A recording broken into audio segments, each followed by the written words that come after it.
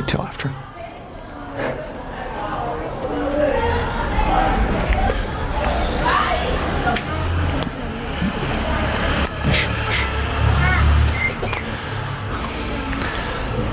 Boa tarde, irmãos. Nós vamos começar o estudo do livro de São João. Hoje, Deus permitindo, alguns de vocês têm nos acompanhado desde o início deste trabalho.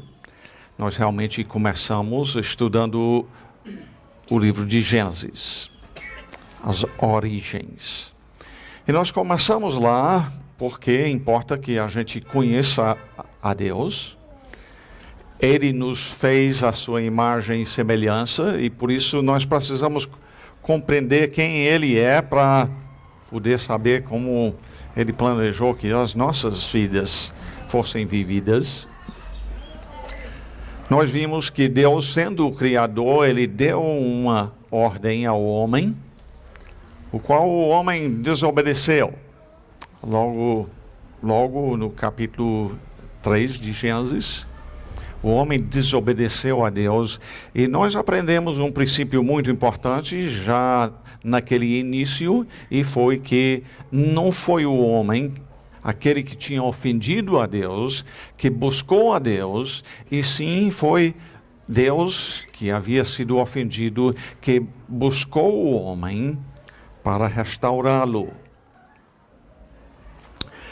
Nós vimos depois, no capítulo 12, Deus chamando um homem chamado Abraão e dizendo: de ti eu vou fazer uma grande nação, a nação de Israel no caso, e a finalidade de Deus ao iniciar essa nação não era simplesmente abençoar aquela nação, mas ele disse que esta nação então seria uma bênção para todos os povos. E nós dissemos que esta bênção veio especialmente por meio de duas coisas. Uma, a Bíblia Sagrada, que chegou até nós por meio deste povo de Israel, e também nos enviando o seu próprio filho, que nasceu como um israelita, para salvar o pecador perdido. Nós, então, passamos a ver o povo de Deus indo ao país do Egito, um país vizinho, por causa de uma fome que tinha, mas foi Deus que mandou aquela fome. Foi Deus que queria que o seu povo fossem para lá. E se vocês recordam, vocês que estavam aqui na época, nós dissemos que a Escritura indica que o povo de Israel estavam em perigo de simplesmente se misturar lá na nação de Israel com os cananeus. Eles eram poucos e o perigo era simplesmente se envolver com os cananeus e se tornar um deles, de forma que o plano de Deus não seria cumprido. Deus então os levou ao Egito, onde realmente eram um povo rejeitado. O próprio José, mesmo sendo governador da nação, o próprio povo egípcio não comia na mesa com ele. Então, isso isolou eles de se misturarem com os egípcios. Deus queria preservar, assim, a nação. E não somente isto, mas lá o povo então se multiplicou debaixo da bênção de Deus, mesmo num tempo muito difícil, inclusive de escravidão. E no tempo certo, Deus então levanta Moisés, protege ele, faz com que ele seja criado dentro da própria família que mandou matar todos os filhos masculinos dos israelitas. E este homem então seria o servo de Deus, Moisés, que Deus usaria para liderar o êxodo, a saída lá do Egito para a terra de Canaã. Uma das coisas importantes, então, para o desenvolvimento de uma nação são leis. E nós dissemos que a Bíblia declara que Moisés disse, nenhuma nação tinha leis tão justas, tão santas e boas como aquela nação recebeu do Senhor. Nós gastamos algum tempo estudando então os 10 mandamentos e ainda dissemos uma coisa importante lá. Os 10 mandamentos não foram dados como um meio de salvação. Os 10 mandamentos foram dados para, como Gálatas diz, conduzir a pessoa a Cristo. Para reconhecerem, nós quebramos isto. Nós não temos vivido sem outros deuses. Nós não temos honrado o papai e a mamãe todo o tempo. Nós agredimos o mandamento não matarás, até nos irando contra alguém. Nós adulteramos no sentido de ter intenção impuro para com alguém. E assim por diante. A lei foi dada para nos conduzir. Olha, você quebrou um mandamento, já é digno do lago de fogo. E você tem quebrado muitas e muitas vezes. E se cumpriu exteriormente, mas ainda não fez por amor a Deus. E o motivo sendo errado, então ainda é pecado. Então a lei foi dada para nos conduzir a Cristo. E eu decidi que seria bom agora para a gente ir para o Evangelho de João. Em João, eu quero ir lá para o final, primeiramente, e quero ir para o final a fim de que a gente compreenda o objetivo pela qual João escreve. Se nós vamos compreender o livro, vai nos ajudar muito se nós compreendemos por que João escreveu.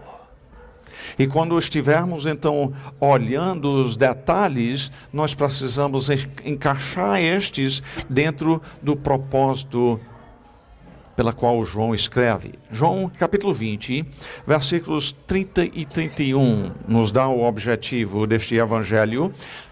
João diz, na verdade, fez Jesus diante dos discípulos muitos outros sinais, isso é uma referência aos milagres que ele fez, muitos outros sinais que não estão escritos neste livro. Muitos destes outros milagres estão registrados em Mateus, Marcos, Lucas. João não dá muita atenção a milagres, não. Mas os que ele escreveu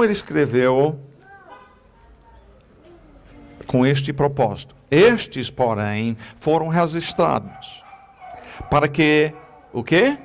Creiais que Jesus é o Cristo, o Filho de Deus. E João ainda diz, tem um resultado disto, para que crendo tenhais vida em seu nome. Então este é o motivo pela qual João escreve este evangelho de João. Agora voltem comigo ao... só uma coisa mais enquanto vocês estão aí. o autor do livro. Na verdade, o Evangelho de João nunca usa o nome de João referindo ao autor do livro. Mateus, Marcos, Lucas usam o nome de João e falam dele em diversos eventos, mas João mesmo nunca usa o nome dele. Ele se identifica com esta frase aqui, que nós encontramos em 21 e 20. Então Pedro, voltando-se, viu que também o ia seguindo o discípulo a quem Jesus amava, o qual nascia, se reclinara sobre o peito de Jesus e perguntara: Senhor, quem é o traidor? O discípulo amado é João, o evangelista. Desde os inícios da igreja,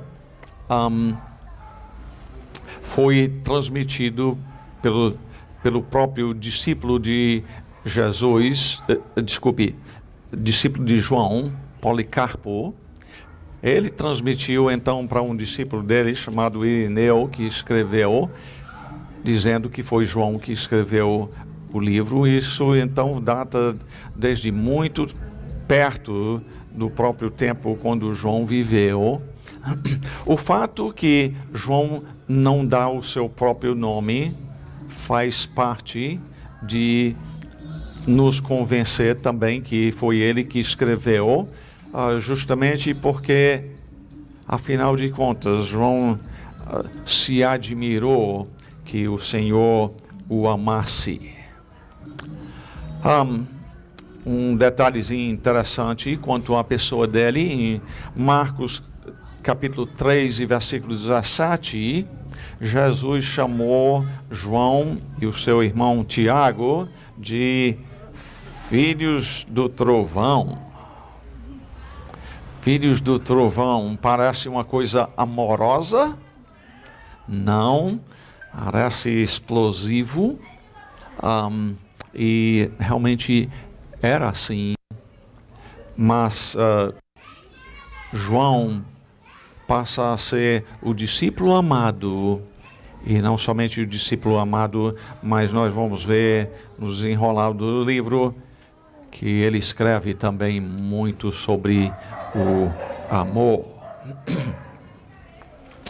Voltemos então ao começo de João, capítulo 1, e vamos começar vendo, primeiramente nos versículos de 1 a 5, a introdução que João nos dá sobre Jesus.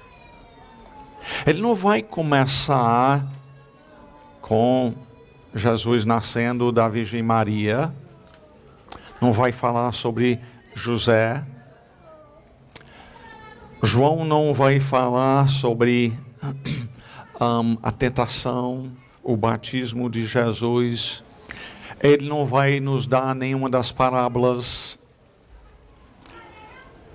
O Evangelho de João, Mateus, Marcos e Lucas são chamados os evangelhos sinóticos, pela semelhança que eles têm um ao outro. João já nos dá muita coisa que não estão nos outros evangelhos. E João começa então o seu livro falando quanto a Jesus, nos introduzindo ele com estas palavras: no princípio, isto é, lá no tempo da criação, era o Verbo, e o Verbo estava com Deus, e o Verbo era Deus. Ele começa falando deste Verbo. Ele identifica mais um pouco quanto a quem é este Verbo. Na realidade, verbo é uma palavra, é uma comunicação, é uma revelação. E ele diz então no versículo 14, o verbo se fez carne. Algo que a gente possa pegar. O verbo se fez carne e habitou entre nós. cheio de graça e de verdade, e vimos a sua glória, glória como do unigênito do Pai. Ao dizer que o Verbo se fez carne, ele obviamente está falando de Jesus Cristo. Mas voltando então para o primeiro versículo, nós podemos então ler o versículo dizendo: no princípio era Jesus. E Jesus estava com Deus, e Jesus era Deus. João não começa com o nascimento de Cristo, ele começa dizendo: eu vou lhes falar sobre alguém que, quando o mundo foi criado, já existia. E já existia porque era Deus. João, ao dizer no princípio era o Verbo, ele não está dizendo ele passou a começar a existir. Ele está falando que Jesus sempre existiu. E diferente de nós, eu não poderia dizer eu estou com Marcos e eu sou Marcos. Mas João diz isto da pessoa de Jesus Cristo. Há um sentido em que há as pessoas distintas da Trindade. De forma que podemos falar que Jesus estava com Deus. Mas há também, desde o primeiro versículo, a apresentação de que Jesus é Deus. As testemunhas de Jeová não acreditam isto. A religião islâmica não acredita isto. Eles vão lhe dizer como é que pode ser 1 e 3. Não faz sentido. E a minha resposta é: mas é bíblico. Eu sou uma pessoa pequena. Eu não sei de tudo. Se Deus revelou que é assim, o meu dever como criatura é aceitar o que Ele disse. De fato, eu gosto de mostrar a eles. Eu gosto de mostrar a eles que na própria Bíblia deles, mesmo que eles pervertem na sua tradução, dizendo, e aliás, a perversão não é simplesmente, desculpe, a perversão não é que na Bíblia deles, em vez de verbo, tem palavra. Um verbo é um tipo de palavra. Mas a perversão está em dizer, na última parte do versículo 1, a palavra era um Deus. E ao dizer era um Deus, a implicação de Deus com letra minúscula é que ele é um Deus falso. Eu até imagino que muitas das próprias testemunhas de Jeová não entendem as implicações de elas chamarem Jesus de um Deus falso. Mas sempre um dos princípios importantíssimos de estudo da palavra é olhar o contexto. Na própria Bíblia deles, no versículo 2, vai dizer, ele, Jesus, estava no princípio com Deus. Quer dizer, já afirma a eternidade dele. Mas, além disto, o versículo 3 diz, todas as coisas foram feitas por intermédio dele. O Criador é um Deus falso? Faria sentido? O próprio Criador de todas as coisas, João até diz, e sem ele nada do que foi feito se fez. Ele diz, tudo foi criado por ele e não tem nada que existe que não foi feito por intermédio de Jesus. Então, o próprio contexto requer que Jesus seja de fato divino. Que seja não um Deus falso, mas o Deus verdadeiro. Ainda João afirma no versículo 4, a vida estava nele. Se você não sabia, ou não pensou, porque na realidade sabe, a vida não está em você. Daqui para casa, na sua ida para casa, alguém poderia tirar a sua vida. Não é verdade?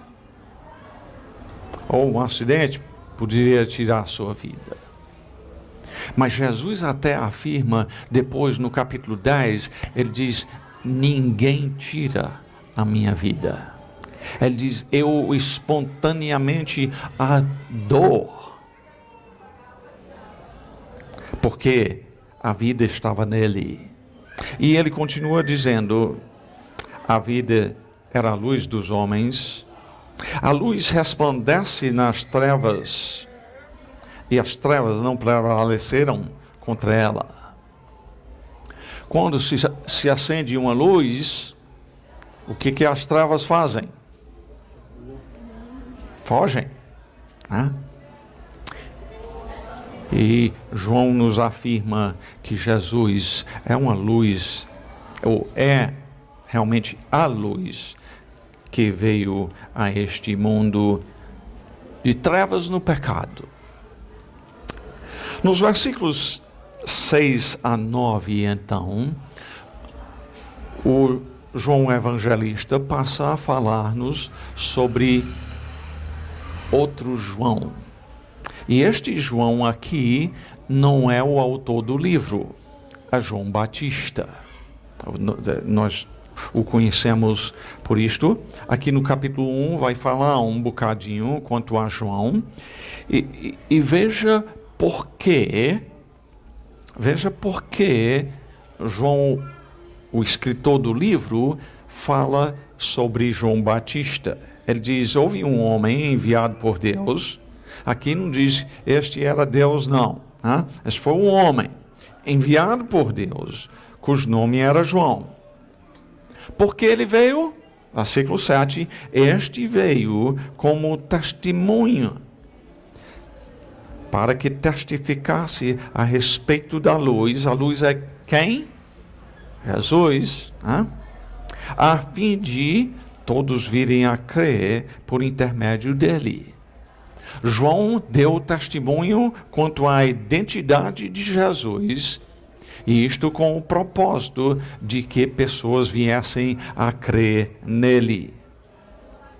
Ele, João, isto é, no versículo 8, não era a luz, mas veio para que testificasse. Aqui de novo, ele veio para dar testemunho da luz, a saber, a verdadeira luz, que vinda ao mundo ilumina a todo homem. Tendo dito isto, João volta. Desculpe, eu tenho que ficar identificando de qual João estou falando, né? João é evangelista, então no versículo 10, volta no versículo 10 a 14, a falar mais sobre a pessoa de Jesus. E ele nos diz uma coisa triste quanto a ele. É triste, mas importa que a gente compreenda isso. O verbo, que é quem? Jesus. Jesus estava no mundo. O mundo foi feito por intermédio dele. É a segunda vez que ele afirma o fato que ele é o Criador. E aqui vem a parte triste. O que é? Mas o mundo não o conheceu. Não conheceu a quem? Não conheceu a Cristo. Não conheceu o seu próprio Criador. Por um lado, não é tão difícil compreender porque não conheceu Ele. O homem, no estado de pecado e rebelde, a sua mente é distorcida a pensar que todos são igual a ele. Uma pessoa mentirosa pensa que quem está dizendo a verdade está mentindo. Isso já aconteceu conosco. E o homem nunca imaginaria que Deus, o Criador, viria a este mundo para nascer limitado como um ser humano. O mundo, João diz, não o conheceu. Pervertido no seu pecado,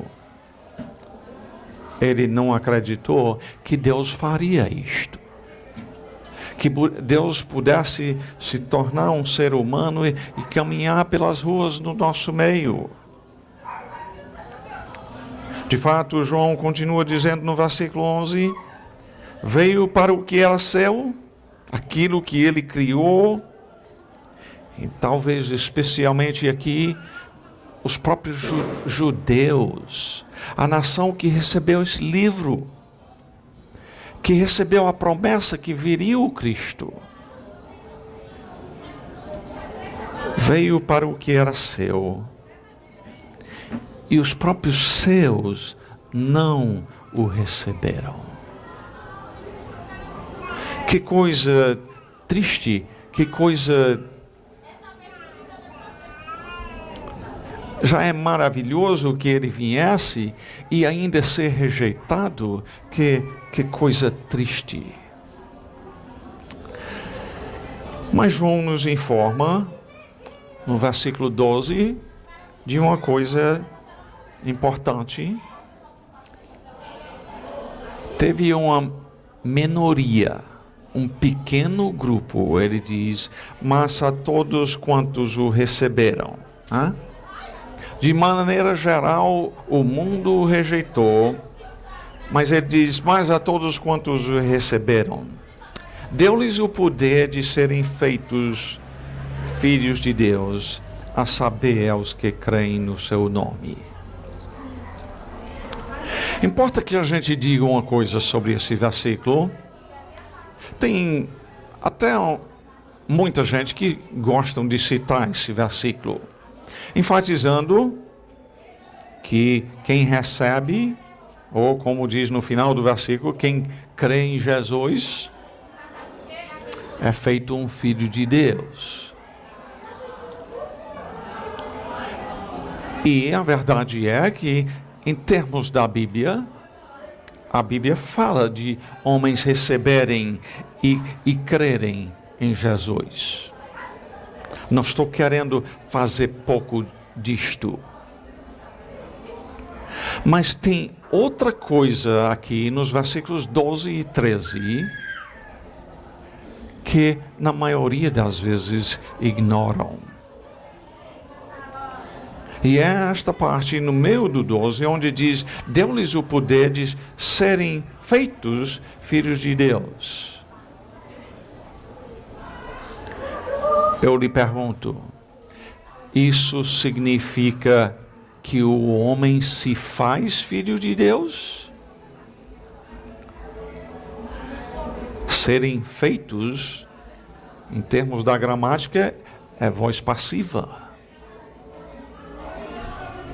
Se digo eu chuto a bola, eu, o sujeito, faço a ação. Mas se eu mudo para dizer a bola foi chutada por mim, a bola recebe a ação. Nós temos que ser feito filho de Deus. E o triste é que grande parte, até das igrejas evangélicas, só falam da questão de receber ou crer em Jesus, ignorando totalmente que a pessoa precisa ser feita por Deus um filho dele. Talvez você não notou, mas no final do versículo 12 tem um ponto final? Não tem. Tem um ponto e vírgula. Porque o pensamento continua dizendo, os quais... Aí você tem um pronome que está referindo a quem? Os filhos de Deus. Os filhos de Deus não nasceram... Aqui ele começa com um lado negativo. Os filhos de Deus não nasceram do sangue. Se você é um filho de Deus, não é porque o papai e a mamãe são filhos de Deus. A Mercê não é um filho de Deus porque o papai e a mamãe são. Vocês que são pais, isso é importante na própria criação do seu filho. Seu filho não nasce. A gente ouve às vezes pessoas dizerem, eu já nasci na fé. É mal dizer isso. Nossos filhos nascem, Salmo 51, versículo 5, Davi diz, eu nasci na iniquidade. Na iniquidade fui concebido por minha mãe. Desde o momento quando nós somos gerados, nós somos pecadores por natureza. Então, não é do sangue se tornar um filho de Deus, nem da vontade da carne, nem da vontade do homem. Ser feito um filho de Deus não vem da minha vontade, nem a minha vontade faz com que a Mercê se torne filho de Deus. Então, a pergunta vem, é importante ser filho de Deus? É. E por quê? Se a pessoa precisa receber a Cristo e crer nele para ser feito filho de Deus, a implicação de tudo isso é que antes não é filho de Deus. E não é filho de Deus porque, como João nos informa em 1 João capítulo 3, simplesmente um exemplo, se a pessoa não é filho de Deus, é filho de quem? É filho do diabo. E a verdade então é que todos nós nascemos já filhos do diabo. Caim e Abel, os primeiros dois filhos nomeados de Adão e Eva, todos dois nasceram filhos do diabo. Um passou a ser filho de Deus por meio da fé em Cristo. Mas João enfatiza então, se não é por questão de nascimento, se não é da vontade da pessoa, nem da vontade de outra por ela, diz, mas de Deus. E aí, em termos da gramática, o verbo é entendido. Está dizendo, os quais nasceram de Deus.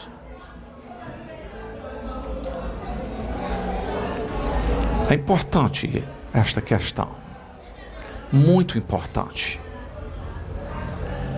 Onde estão ensinando que simplesmente é receber ou crer em Jesus, dizer que aceita Jesus, hoje é, amanhã já abandonou, não é mais. É outra coisa. quando ocorre aquilo mencionado aqui, quando a pessoa é feita por Deus um filho dele. Sendo feito um filho de Deus, é uma questão de que hoje sou filho de Deus, amanhã sou filho do diabo, e depois eu volto, me arrependo para ser filho de Deus? Não tem isso não. Uma vez que Deus nos faz filho dele, nós o somos para sempre. Você querendo se fazer filho de um dos grandes ricos aqui de Salvador, você se faz filho dele? Não pode. Agora, ele adotar você como filho e lhe fazer um herdeiro dele, ele pode fazer? Pode. E da mesma forma, é o que Deus faz com pessoas pecadoras quando recebem, quando creem em Jesus. Aliás, crer é uma das palavras que João vai usar muito. Muitas e muitas vezes João vai usar esta palavra crer. Nós já vimos que o propósito dele foi para que nós creiamos que Jesus Cristo é o Filho de Deus e para que, crendo, tenhais vida em seu nome. Isso é ser feito um Filho de Deus. Mas muitas outras vezes nós vamos ver esta palavra usada, crer. Agora, nós vamos ver quanto a o que João diz em relação a crer, que tem uma crença que também não salva. Mas vamos deixar isso para quando a gente chegar lá. João diz, então, passando para o versículo 14, o verbo se fez carne e habitou, morou aqui entre nós. O que vimos? Ele cheio de duas coisas, graça e verdade. Graça foi mostrar o favor de Deus a pecadores que não merecem. Mas, além disto, ele diz, e de verdade. A partir do capítulo 3 de Gênesis, vocês que estavam aqui conosco no começo, nós vimos entrar neste mundo a mentira. Passou a ser difícil saber em quem acreditar. O próprio diabo, quando veio falar com a nossa mãe Eva, a conversa dele é sobre Deus. Ele mesmo abre o assunto falando sobre, é assim que Deus disse? Para então, dentro de pouco tempo, levar ela a acreditar numa mentira. Ele disse, se comer do fruto dessa árvore, é certo que não morrereis. E Deus tinha dito, se comer, morre. João nos diz, em Jesus nós temos a verdade. Estava olhando essa palavra, tem 25 vezes que Jesus diz em verdade, só aqui no livro de João, 25 vezes. E além disto, ainda tem mais 49 vezes que João usa simplesmente a palavra verdade. Em outras palavras, para João, a palavra verdade é muito importante. E talvez tenha alguém aqui que não goste que eu diga, Mas a verdade é que tem pessoas que preferem a mentira.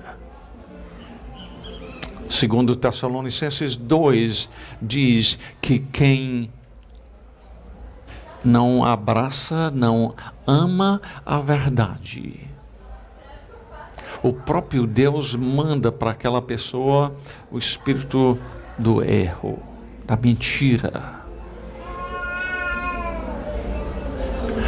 A verdade faz a diferença entre salvação e perdição. A verdade, com certeza, às vezes vai contrário aos nossos próprios pensamentos. E João diz, em Jesus nós vimos a verdade. Pode vir amigos ou inimigos, a palavra sempre vai ser a verdade, quando vem de Jesus. João diz, e vimos a sua glória, glória como do unigênito do Pai. Essa palavra unigênito, João vai usar algumas vezes, é uma ligação de duas palavras. Unigênito. Gênito tem a ver com a questão de ser gerado. O único. Jesus não é um de muitos filhos, ele é o único Filho de Deus. João usa isso de novo no versículo 18. Ninguém jamais viu a Deus. O Deus unigênito, que ele acabou de dizer aqui, é Jesus. Né? O Deus unigênito, que está no seio do Pai, é quem o revelou. Isto é, João afirma, logo aqui, que Jesus veio enviado por Deus, como verbo ou palavra, mas também para viver a verdade entre nós. É diferente a gente ler uma coisa e ver aquilo vivido. E João então nos descreve aqui como Deus viveu aqui entre nós. Nesta última parte que nós vamos olhar hoje, de versículos 15 a 18, ele volta de novo para o testemunho que João deu.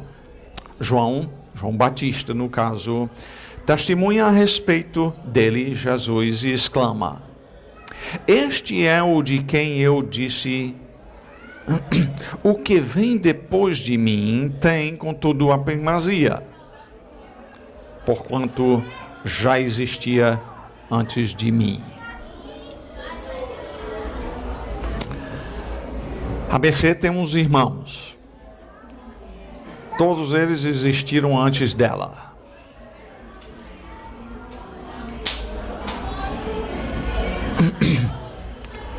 Ela que nasceu depois deles não existiu antes deles, não. E João Batista aqui está referindo ao fato que Jesus nasceu cerca de 6 meses depois que ele nasceu. O que vem depois de mim. Ele vem depois de mim porque ele nasceu depois de mim. E João começou o seu ministério antes de Jesus. Ele veio mandado por Deus para dar testemunho de Jesus e nota bem a implicação dele dizer, porquanto já existia antes de mim.